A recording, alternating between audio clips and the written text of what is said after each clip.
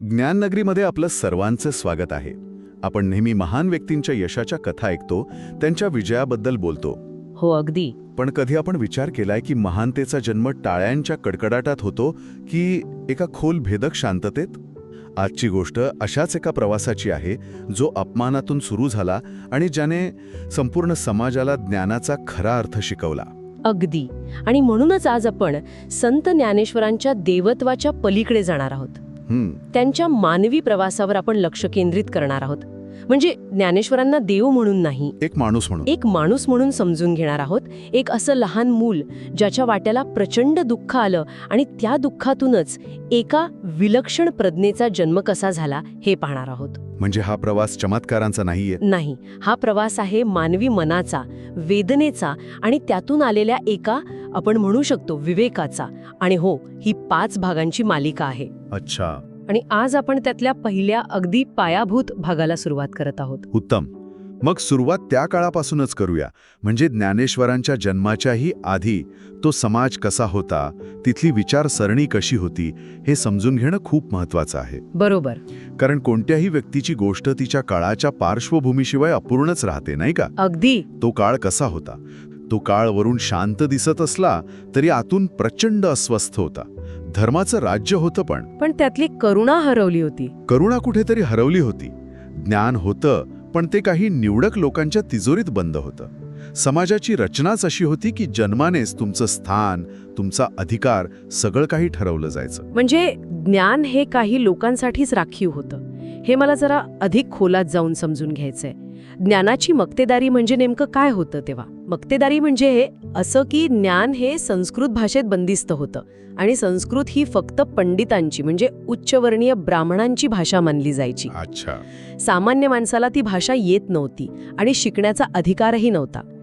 त्यामुळे वेद, उपनिषद हे जे मोठे ग्रंथ आहेत ते त्यांच्यासाठी असून नसल्यासारखेच होते. अगदी असून नसल्यासारखेच.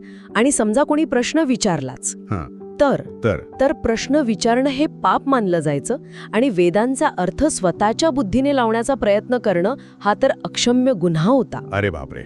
म्हणजे ज्ञानाचा वापर लोकांना सक्षम करण्यासाठी नाही, तर त्यांना नियंत्रणात ठेवण्यासाठी होत होता. बरोबर. किती मोठा विरोधाभास आहे हा. हो ना. आणि याच वातावरणात, याच सगळ्या नियमांच्या जंजाळात एका कुटुंबाची कथा सुरू होते. हो, एक असं कुटुंब ज्यांनी धर्माचं पालन अत्यंत निष्ठेने केलं, पण त्याच धर्माच्या तथाकथित रक्षकांनी त्यांना समाजातून बहिष्कृत केलं. ही कथा आहे विठ्ठलपंत आणि रुक्मिणी यांची. ज्ञानेश्वरांचे आई वडील. ज्ञानेश्वरांचे आई वडील तर विठ्ठलपंतांबद्दल सांगा ना. ते एक विद्वान होते, पण त्यांच्या मनात एक प्रकारची अस्वस्थता होती असं म्हणतात. हो, विठ्ठलपंत हे एक हुशार आणि खूप श्रद्धाळू ब्राह्मण होते, पण त्यांचं मन म्हणजे संसारात रमत नव्हतं. त्यांना जीवनाचा अंतिम सत्याचा शोध होता, मोक्षाचा शोध. आणि त्या शोधात त्यांनी गृहस्थाश्रम सोडून संन्यास स्वीकारला. अच्छा. म्हणजे त्यांनी घर सोडलं? हो, ते काशीला गेले आणि तिथे रामानंद नावाच्या एका गुरूंकडून त्यांनी संन्यासाची दीक्षा घेतली. पण मग ते पुन्हा संसारात परत कसे आले? हाच त्यांच्या आयुष्यातला सगळ्यात मोठा आणि निर्णायक बदल होता, बरोबर? अगदी. आयुष्य कधीकधी आपल्याला त्याच वळणावर आणून उभं करतं जिथून आपण पळायला सुरुवात केलेली असते. खरंय.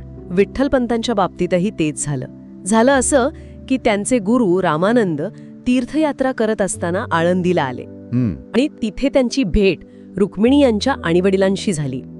बोलता बोलता त्यांना कळलं की ज्या तरुणाला आपण संन्यास दीक्षा दिली तो याच रुक्मिणीचा पती आहे आणि तिचं आयुष्य उद्ध्वस्त झालं आहे. म्हणजे गुरूंना हे माहीतच नव्हतं की विठ्ठलपंत विवाहित होते? नाही, त्यांना हे कळल्यावर धक्काच बसला.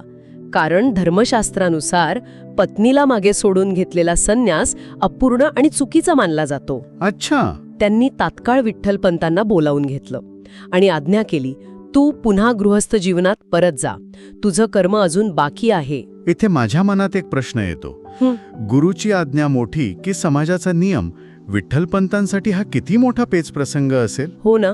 एका बाजूला गुरुची आज्ञा जी मानायलाच हवी, आणि दुसऱ्या बाजूला समाजाचे ते कठोर नियम जे मोडण्याची हिंमत कोणी करत नव्हतं. आणि त्यांनी गुरुची आज्ञा पाळली. ते परत आले. त्यांनी रुक्मिणीसोबत पुन्हा संसार सुरू केला. पण समाजाने हे स्वीकारलं नाही. अजिबात नाही. त्यांच्यासाठी हा धर्मभ्रष्ट आचार होता. एकदा संन्यास घेतलेला माणूस पुन्हा गृहस्थाश्रमात परतूच शकत नाही. हा समाजाचा अलिखित पण अत्यंत कठोर नियम होता. पण ही केवळ एक परंपरा होती की यामागे काही धर्मशास्त्राचा आधार होता? समाज इतका निर्दयी का झाला होता? यामागे धर्मशास्त्राचा आधार तर दिला जात होताच, पण त्याहून अधिक होती ती सामाजिक व्यवस्थेची भीती. भीती? कसली भीती? भीती अशी की धर्मशास्त्रानुसार संन्यास हा आयुष्याचा शेवटचा आश्रम आहे. तिथून मागे फिरण्याचा मार्ग नाही. त्यामुळे विठ्ठलपंतांचं परत येणं हे केवळ एक नियम तोडणं नव्हतं, तर सामाजिक आणि धार्मिक व्यवस्थेच्या पायालाच धक्का देण्यासारखं होतं. अच्छा. जर एकाने हे केलं तर उद्या दुसरेही करतील आणि सगळी व्यवस्थाच कोलमडून पडेल, ही भीती होती त्यांच्या मनात. आणि त्या भीतीपोटीच समाजाने त्यांना वाळीत टाकलं. त्यांना आणि त्यांच्या मुलांना, निवृत्ती, ज्ञानदेव, सोपान आणि मुक्ताबाई या चौघांनाही समाजाने पूर्णपणे नाकारलं. हो, वाळेत टाकणं म्हणजे काय? हम्म. याचा अर्थ होता तुमचा समाजाशी कुठलाही संबंध राहणार नाही, तुमच्याशी कोणी बोलणार नाही, तुम्हाला कोणी साधं पाणीही देणार नाही, तुमची मुलं इतर मुलांसोबत खेळू शकणार नाहीत. म्हणजे एक प्रकारचं जिवंतपणे मरण भोगणं. अगदी तसंच. यातून बाहेर पडण्याचा काहीच मार्ग नव्हता का? त्यांनी प्रायश्चित्त मागितलं होतं ना? मागितलं होतं. त्यांनी त्या काळातल्या पंडितांना, धर्ममार्तंडांना अक्षरशः गयावया करून विचारलं की यातून बाहेर पडण्याचा मार्ग काय. आणि अनेक वर्षांच्या टोलवाटोलवीनंतर त्यांना जे प्रायश्चित्त सांगितलं गेलं ते ऐकूनच कोणाच्याही पायाखालची जमीन सरकेल. ते प्रायश्चित्त होतं देहांत शासन. देहांत शासन म्हणजे मृत्यू, स्वतःचा जीव घ्यायला लावणं. हे प्रायश्चित्त होतं की सूड? त्याला प्रायश्चित्ताचं नाव दिलं गेलं होतं. विठ्ठलपंत आणि रुक्मिणी यांनी आपल्या 4 लहानग्या मुलांना मागे सोडून इंद्रायणी नदीच्या डोहात जलसमाधी घेतली. त्यांनी समाजाच्या दबावाखाली स्वतःचे प्राण त्यागले. इथे क्षण थांबायला हवं, कारण त्यांच्या मृत्यूने केवळ एक कथा संपली नाही, तर 4 नवीन कथा सुरू झाल्या. बरोबर. पण या कथांची सुरुवातच इतकी भयानक होती की सामान्य मूल तर कोलमडूनच पडलं असतं, नाही का? नक्कीच. कल्पना करा त्या 4 भावंडांची, निवृत्तीनाथ, ज्ञानेश्वर, सोपान आणि मुक्ताबाई. लहान मुलं होती ती. हो. आई वडील नाहीत, समाजाचा आधार नाही, गाव आहे पण घर नाही, लोक आहेत पण आपलं म्हणायला कोणी नाही. रोजच्या पोटाची खळगी भरण्यासाठी भिक्षा मागावी लागते. आणि ती भिक्षाही सन्मानाने नाही मिळत. नाही, तर अपमानाचे शब्द ऐकून मिळतात. त्यांच्या मनावर काय परिणाम होत असेल याची कल्पनाही करवत नाहीये. ज्या वयात मुलं खेळतात, बागडतात, त्या वयात ही भावंड स्वतःच्या अस्तित्वासाठी लढत होती. अगदी. लोक त्यांना पाहून दुरूनच म्हणायचे, बघा ही संन्याशाची पोरं आहेत, पापी आहेत ही. कुणी त्यांना जवळ घेत नसे, कुणी त्यांच्याशी बोलत नसे. हा फक्त अपमान नव्हता, तर त्यांचं माणूस म्हणून असलेलं अस्तित्वच नाकारलं जात होतं. आणि अशा परिस्थितीत ज्ञानेश्वरांची जडणघडण होत होती. हो, त्यांचं बालपणच हरवून गेलं होतं. आणि इथेच माझ्या मनात खरा प्रश्न निर्माण होतो. इतकं सगळं सहन करून, इतका द्वेष, इतका अपमान सोसून एखादी व्यक्ती कडवट का नाही झाली? उलट ती व्यक्ती करुणेचा सागर कशी बनली? ज्ञानेश्वरांनी हा दुसरा मार्ग कसा निवडला? हाच त्यांच्या संपूर्ण प्रवासाचा गाभा आहे. बघा, दुःख माणसाला 2 वाटा दाखवतं. कोणत्या 2 वाटा? एक वाट सुडाची असते, जगाबद्दल तिरस्कार निर्माण करणारी असते. त्या वाटेवर चालणारे लोक म्हणतात, माझ्यासोबत वाईट झालं, आता मी जगासोबत वाईट वागेन. आणि दुसरी वाट करुणेची असते. ती व्यक्ती म्हणते, मला वेदना काय असते हे कळलं आहे, आता मी इतरांना वेदना देणार नाही. पण ही दुसरी वाट निवडणं हे खूप अवघड असणार. त्यासाठी प्रचंड आत्मिक बळ लागतं. हे बळ ज्ञानेश्वरांमध्ये लहानपणीच कसं आलं असेल? यामागे काही शक्यता असू शकतात. एक म्हणजे कदाचित त्यांना हे लहान वयातच कळलं असेल की द्वेषाच्या अग्नीत आपण स्वतःच जास्त जळतो. लोकांच्या टोमण्यांना प्रतिक्रिया देण्याऐवजी ते शांतपणे त्यांचं निरीक्षण करत होते.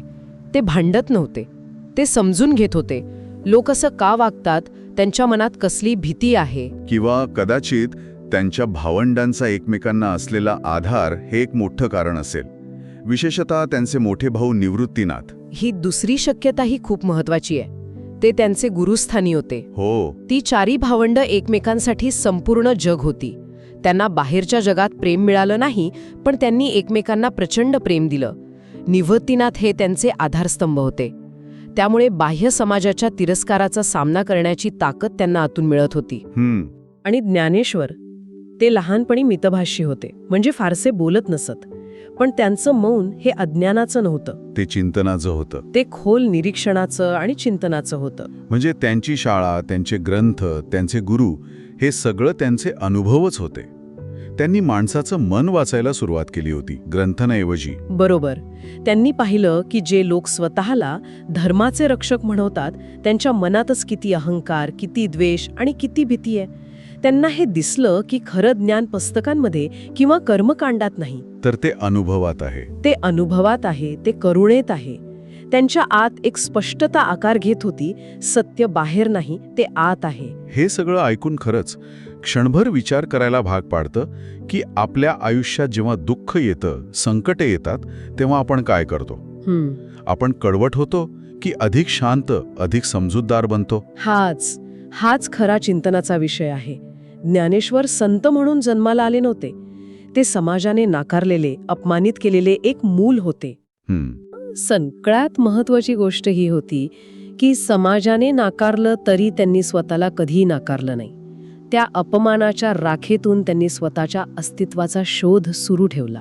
आणि हाच त्यांच्या पुढच्या महान कार्याचा पाया ठरला. अगदी. म्हणजे त्या काळातली जी ज्ञानाची प्रस्थापित व्याख्या होती की ज्ञान म्हणजे संस्कृत, ज्ञान म्हणजे ग्रंथ, ज्ञान म्हणजे काही विद्वानांची मक्तेदारी, या व्याख्येलाच ज्ञानेश्वरांनी स्वतःच्या अनुभवातून आव्हान दिलं. हो, त्यांनी हे गृहीतकच मोडलं. त्यांचं संपूर्ण आयुष्य आणि नंतर त्यांचं लेखन, जसं की ज्ञानेश्वरी, हेच तर सांगतं, ज्ञान हे अनुभवातून येतं, दुःखाच्या चिंतनातून येतं. हो, ते दुःखाच्या चिंतनातून येतं, ते करुणेतून आणि शांत निरीक्षणातून येतं. त्यासाठी तुम्हाला पंडित असण्याची किंवा संस्कृत भाषा येण्याची गरज नाही. किती मोठा आणि क्रांतिकारी विचार आहे हा. जो खूप बोलतो तो नेहमीच ज्ञानी नसतो, आणि जो शांत असतो तो अज्ञानी असेलच असं नाही. बरोबर. ज्ञानेश्वरांचं बालपण याचं मूर्तिमंत उदाहरण आहे. त्यांचं मौन त्यांच्या आतल्या ज्ञानाला अधिक सखोल आणि धारधार बनवत होतं. हो, त्यांच्या आत एक नवी दृष्टी आकार घेत होती. एक असा दृष्टिकोन जो धर्म नाकारत नाही, पण धर्मातील अहंकाराला, कर्मकांडाच्या जंजाळाला नाकारतो. जी भक्ती जीवनातून पळून जायला सांगत नाही, तर जीवनाला अधिक प्रेमाने स्वीकारायला शिकवते. ते अजून समाजासमोर व्यक्त झाले नव्हते. अजून त्यांनी ज्ञानेश्वरी लिहिली नव्हती, पण त्यांच्या आत ती क्रांती घडत होती. हो, त्यांच्या मौनात शब्दांपेक्षाही अधिक सामर्थ्य तयार होत होतं. आणि हीच त्यांच्या पुढील प्रवासाची चाहूल होती. ते फक्त स्वतःच्या शुद्धीकरणासाठी मार्ग शोधत नव्हते, नाही, तर ते संपूर्ण समाजासाठी एक नवा, सोपा आणि प्रेमाचा मार्ग शोधत होते. एक असा मार्ग जिथे ज्ञान सर्वांसाठी खुलं असेल, जिथे भक्ती साधी आणि सरळ असेल, आणि जिथे माणसाला माणूस म्हणून महत्त्व असेल, त्याच्या जन्मला नाही. अगदी. आणि याच शोधात पुढच्या भागात ही चारही भावंड पैठणला धर्मसभेसमोर न्यायासाठी उभी राहतात. हो, आणि तिथेच ज्ञानेश्वर एक असा निर्णय घेतात जो त्या काळातील समाज व्यवस्थेला आणि ज्ञानाच्या मक्तेदारीला थेट आव्हान देतो. तो निर्णय असतो संन्यास नाकारण्याचा. त्याबद्दल आपण पुढच्या भागात सविस्तर बोलू. नक्कीच. आजच्या आपल्या या चर्चेतून एक गोष्ट मात्र स्पष्ट होते. कोणती? महानता सुविधेत किंवा सुखात जन्मत नाही. ती जन्मते अपमानात, पण त्या वेदनेतून आलेल्या खोल समजुतीमध्ये आणि करुणेमध्ये. खरंय. जर हा प्रवास श्रोत्यांना आतून स्पर्श करून गेला असेल, तर हा केवळ 1300 वर्षांपूर्वीचा इतिहास नाही. हा एक आरसा आहे, ज्यात आपण आजही आपल्या आयुष्यातील संघर्षाचे, दुखाचे आणि त्यातून मार्ग काढण्याच्या धडपडीचे प्रतिबिंब पाहू शकतो. निश्चितच. पुढच्या भागात भेटूया. तोपर्यंत शांत रहा आणि ऐकत रहा ज्ञान नगरी.